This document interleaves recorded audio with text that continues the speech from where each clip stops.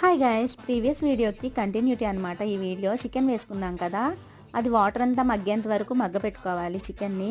ఆ తర్వాత నానబెట్టుకున్న రైస్ని వేసుకొని అటు ఇటు టాస్ చేసుకొని 2 గ్లాసెస్ రైస్కి 3.5 గ్లాస్ వాటర్ పోసుకోవాలన్నమాట. బాగా కలుపుకొని మూత పెట్టుకోవాలి. ఆ తర్వాత నేను కొంచెం చికెన్ మసాలా పొడి వేసుకున్నానండి. ఇంకా స్పైసెస్ ఏం వేయలేదు కదా, బాగుంటుంది ఇది వేసుకుంటే.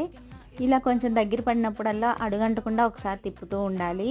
ఆ తర్వాత ఇంకొక స్పూన్ నెయ్యి కూడా వేసుకుంటే మన బిర్యానీ అయితే రెడీ అయిపోతుంది 2 మినిట్స్ ఉంచితే.